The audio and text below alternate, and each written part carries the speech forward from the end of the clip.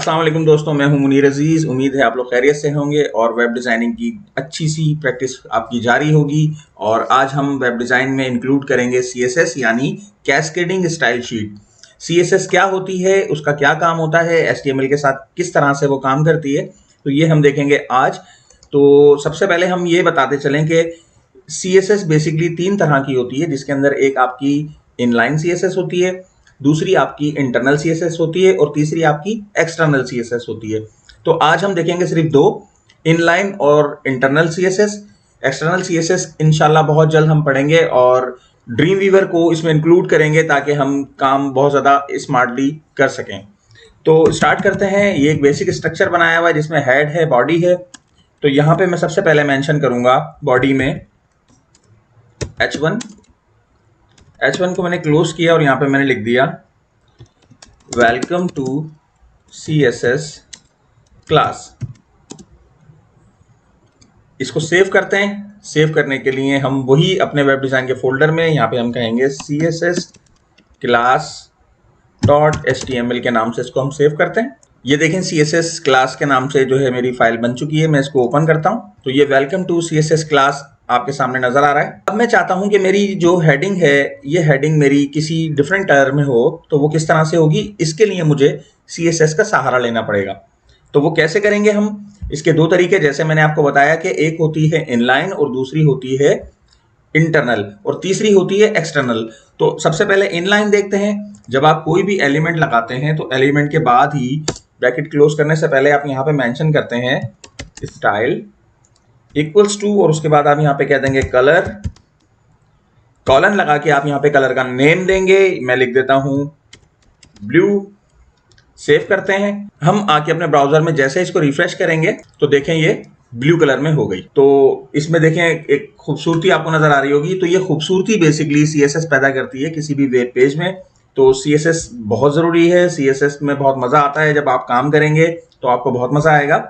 तो अगेन हम यहाँ पे कुछ और काम करते हैं। तो ये था इनलाइन CSS जिसके ऊपर काम बहुत ही कम होता है, कभी जरूरत पड़ने पे कर लिया जाता है, वरना ज्यादातर एक्सटर्नल और इंटरनल CSS पे ही काम हो रहा होता है। तो आपको सिर्फ बताना था कि किस तरह से काम होता है। और अब हम चलते हैं इंटरनल CSS किस तरह से यूज की जाती है। तो सबसे पहले एक बात ध्यान में रखें कि आपका जो कोड लिखने का तरीका है वो एक ही होता है, सिर्फ कोड लिखना कहाँ है वो जगह चेंज हो जाती है। मिसाल के तौर पे अब मैं इंटरनल CSS लिखूंगा तो उसके लिए मुझे हेड में एक टैग लगाना पड़ेगा स्टाइल का। स्टाइल का टैग लगा के मैंने इसको क्लोज कर दिया। तो आप ये देखें, ये P का टैग मेरा ओपन है और ये P का टैग मेरा क्लोज है। इसके बीच में ये एक डमी टेक्स्ट मेरा मौजूद है। तो इसको सेव किया। यहाँ पर आके रिफ्रेश करते हैं तो देखें एक आपके सामने डमी डेटा मेरा आ रहा है और ये जो ब्लू था ये वापस ब्लैक हो चुका है। रीजन कि मैं यहाँ पर आके अगर चेक करूंगा तो मैंने यहाँ से अपना कोड हटा दिया जो मैंने इनलाइन CSS की थी। अब वही चीज मुझे मेंशन करनी है कहाँ? अपने स्टाइल के टैग में। तो इसका बहुत ही सिंपल सा तरीका है जिसके अंदर हम लिखेंगे एलिमेंट का नाम। मिसाल के तौर पे मैं लिखता हूँ H1, उसके बाद करली ब्रैकेट ओपन, करली ब्रैकेट क्लोज, इसके बीच में थोड़ा सा गैप दे देते हैं और यहाँ पे आके हम मेंशन करेंगे इसकी डिफरेंट प्रॉपर्टीज, जो कि मेरी कोशिश होगी कि अगली ही क्लास में मैं आपको ड्रीम वीवर पे काम करवाऊं, क्योंकि उस पर बहुत सारी प्रॉपर्टीज और सारी चीजें आपको इंटेलिजेंस के अंदर मिलती हैं। तो आपको आसानी होती है, आपको हर चीज याद रखने की जरूरत नहीं पड़ती। तो अभी हम यहाँ पे मेंशन करेंगे इसकी प्रॉपर्टी कलर। तो मैं कहता हूँ कलर कॉलन और यहाँ पे मैं मेंशन कर देता हूँ ग्रीन और यहाँ पे मैंने लगा दिया सेमी कॉलन। तो मैं इसको सेव करता हूँ। सेव करने के बाद जैसे ही हम यहाँ पर आके रिफ्रेश करेंगे तो आपकी जो H1 है सिर्फ ये आपकी ग्रीन हो जाएगी। ये देखें, रीजन कि मैंने अपनी CSS में मेंशन किया है कि H1 जो है उसके कलर को आप कर दें ग्रीन। जब तक मैं इन करली ब्रैकेट्स के अंदर CSS लिखता रहूंगा और सही लिखता रहूंगा, वो सारे के सारे उसके एट्रीब्यूट्स अप्लाई होते रहेंगे इस वाली हेडिंग पर। इसी तरीके से हम इस पैराग्राफ के ऊपर भी काम करते हैं। हम यहाँ पे मेंशन करते हैं स्टाइल के टैग में P और करली ब्रैकेट ओपन, करली ब्रैकेट क्लोज, इसके बीच में हम गैप दे देते हैं थोड़ा। यहाँ पे हम लिखते हैं मिसाल के तौर पे colour equals to red semicolon इसको मैं सेव करता हूं, रिफ्रेश करें तो देखें कलर रेड हो गया है।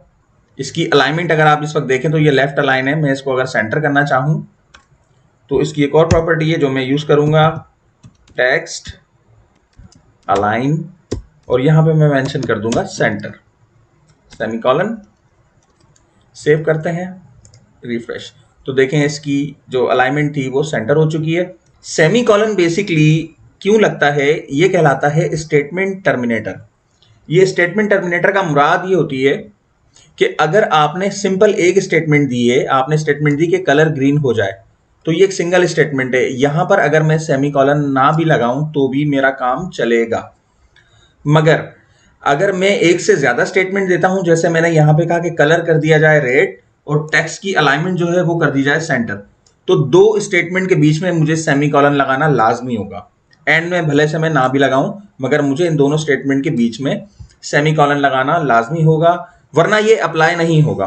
तो स्टेटमेंट टर्मिनेटर लगाने की अगर आपको आदत है तो ये एक अच्छी चीज है, तो स्टेटमेंट टर्मिनेटर आप यूज करें। इसी तरह सीएसएस में बहुत सारी प्रॉपर्टीज, ऐसे फंक्शंस हैं जो आप पढ़ेंगे और आपको बहुत मजा आएगा। तो आज की क्लास हम इतनी ही रखते हैं, जिसके अंदर आप ये 2-3 चीजें देखिए। इंशाल्लाह बहुत जल्द मेरी अगली वीडियो में हम बहुत सारा कुछ पढ़ने वाले हैं सीएसएस के बारे में। तो सब्सक्राइब जरूर कीजिए मेरे चैनल को और अपने दोस्तों में शेयर कीजिए ताकि सब सीख सकें कि किस तरह से वेबसाइट क्रिएट की जाती है। तो मिलते हैं अगली वीडियो में, जब तक के लिए अल्लाह हाफिज।